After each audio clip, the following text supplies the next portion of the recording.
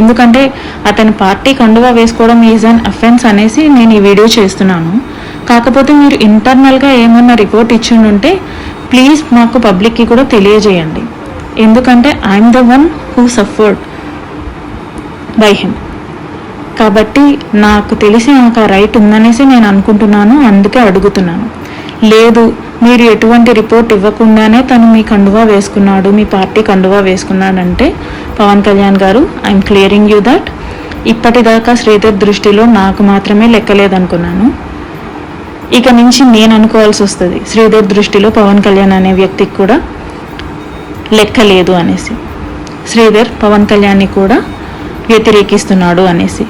పవన్ కళ్యాణ్ గారు చెప్పింది కూడా వ్యతిరేకించి పార్టీ కండువా వేసుకున్నాడు, ప్రోగ్రామ్కి అటెండ్ అయ్యాడు అనేసి. అంటే దీని ఉద్దేశం కమిటీకి వాల్యూ లేదా, పవన్ కళ్యాణ్ గారికి వాల్యూ లేదా, అసలు జనసేన పార్టీకి వాల్యూ లేదా? ఒకవేళ మీరు ఏదైనా అఫీషియల్ లెటర్ కానీ ఇచ్చుంటే ప్లీజ్ అది పబ్లిక్కి కూడా చెప్పండి. ఎందుకంటే ఇది బహిర్గతమైన విషయం. అందుకనే నేను అడుగుతున్నాను, బాధితురాలుగా నేను మిమ్మల్ని అడుగుతున్నాను, ప్లీజ్ దీని గురించి చెప్పండి. అండ్ మీరు ఎటువంటి రిపోర్ట్ ఇవ్వకుండా, ఎటువంటి సజెషన్ కూడా ఎమ్మెల్యేకి ఇవ్వకుండా పార్టీ కండువా వేసుకుంటే మీరు ఎటువంటి చర్యలు తీసుకోదలుచుకున్నారు? మీ పార్టీ గైడ్ లైన్స్ని, మీరు ఇచ్చిన లెటర్ని, మీరు ఇచ్చిన గైడ్ లైన్స్ని వ్యతిరేకించినందుకు శ్రీధర్ మీద ఎటువంటి చర్యలు తీసుకోబోతున్నారు? ఇప్పటికే 1.5 నెల అయింది.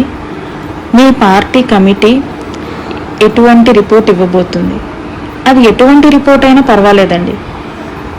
ఎప్పుడు రిపోర్ట్ ఇవ్వబోతుంది, ఎటువంటి రిపోర్ట్ ఇవ్వబోతుంది, నాకు ఏ విధంగా న్యాయం చేయగలుగుతున్నారు అనేసి నేను మిమ్మల్ని క్వశ్చన్ చేస్తున్నాను పవన్ కళ్యాణ్ గారు.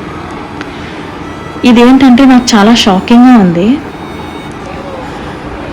మీ పార్టీ గైడ్లైన్స్ ఇచ్చిన తర్వాత కూడా మీ ఎమ్మెల్యే మిమ్మల్ని లెక్క చేయకుండా పార్టీ కండువా ధరించటం గురించి మీకే వదిలేస్తున్నాను. మీరే ఆలోచించుకొని నాకు తగిన న్యాయం చేయమని చెప్పేసి ఈ రోజున ఈ వీడియో చేస్తున్నాను. థ్యాంక్ యూ సో మచ్ అండి.